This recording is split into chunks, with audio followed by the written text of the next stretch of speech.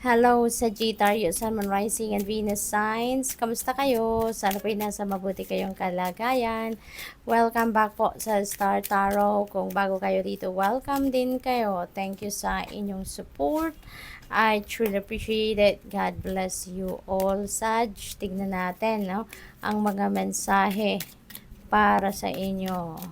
Sagittarius, pauna mensahe po ninyo, persevere. Ayan, so magsikap lang kayo, no? Pagsikapan ninyo ang kung ano man ang bagay na pinagkakabalahan ninyo ngayon, ano man yung mga bagay na gusto ninyong ma-accomplish, kahit medyo nahihirapan na siguro kayo, napapagod na kayo, don't ever give up.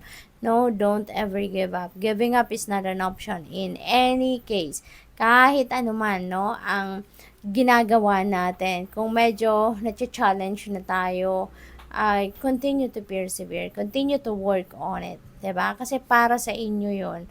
So, sa ngayon, maaaring gano'n ang inyong sitwasyon. So, continue to persevere, okay? Magsikap lang kayo. Tutulungan at tutulungan kayo ng universe dyan.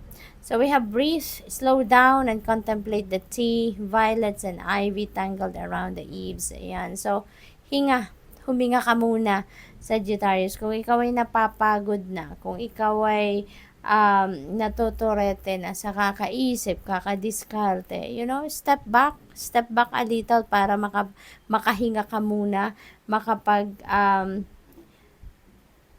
catch ka muna ng fresh air nang sa gayon malinawan ang inyong kaisipan, lumuwag ang inyong pakiramdam, 'di ba? It's very therapeutic, 'di ba? Yung fresh air.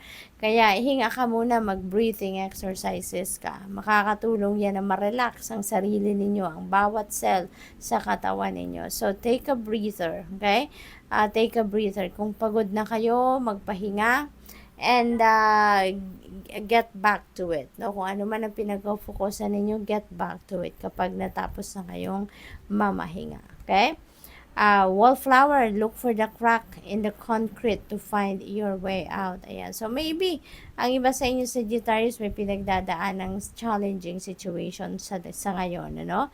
Kaya, alalahanin po natin, Sagittarius, na sa kahit anumang challenging situation na pinagdadaanan natin, there will always be a silver lining to it. Okay?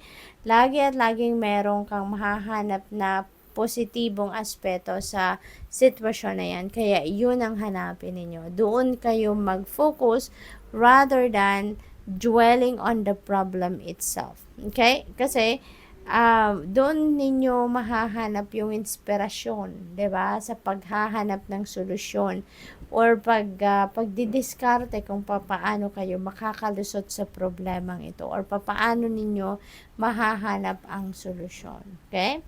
So, what else? We have present, journey into the garden to escape to eternities, the past and the future. Ayan. So, napakagandang reminder ito sa inyo na dapat dito lang tayo sa presente nakafocus, okay?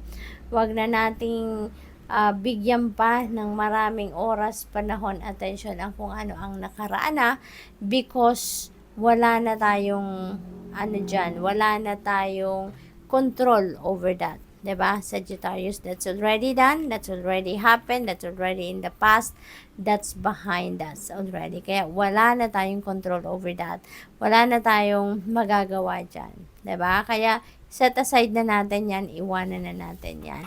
Bitbitin na lang natin sa present moment natin, sa present time natin. Ano yung mga lessons natin na natutunan from that situation? Yun na lang ang bitbitin natin. But overall, iwanan natin yan sa nakaraan na. Okay? Yung mag-focus din tayo sa future ng sobra-sobra naman. Making plans for the future at yun na lang ang pinagkaabalahan. It's not also very practical. Kasi in the first place, we don't even know, 'di ba? What's coming towards us bukas, mamaya, sa makalawa, sa isang linggo, 'di ba? We don't know. Kaya dito na lang tayo sa present time. Now, dito tayo sa presenteng panahon mag-focus at this is the most powerful time, 'di ba? Sa buhay natin, yung present moment. Kasi dito marami tayong magagawa. Sa ngayon, marami tayong magagawa, 'di ba? Pero sa past, wala na tayong magagawa. Sa future, mas lalong hindi rin natin alam exactly kung anong dapat natin gawin kasi we don't even know kung ano ang paparating, hindi ba? So, tingnan natin kung ano pa ang kaganapan dito for Sag. We have, when you live in the moment, you will discover the light and simple things. Ayan. Kasi kahit simpleng bagay, when you are focusing on what is happening right now, 'di ba? Sumasaya tayo. We're feeling the joy, 'di ba? Kahit sa simpleng mga bagay. Kasi ini-embrace natin, ini-experience natin kung ano ang nangyayari sa ngayon. Tsaka napakahalaga din na we live in the moment kasi kung ano nag-unfold sa buhay natin right at this time, hindi na yan mauulit exactly the same how it unfolds sa ngayon.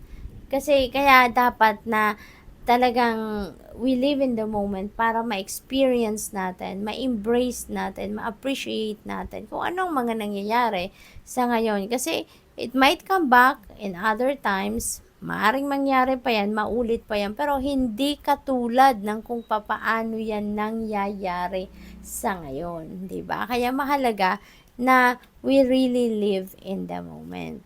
So, we have being with nature will give you the answers. Ayan. So, maaari meron kayong mga katanungan sa sarili ninyo or maybe katanungan sa universe and maaring hindi pa ninyo yan nahahanap. Ano? Kaya, you're being invited here to spend time with nature, no?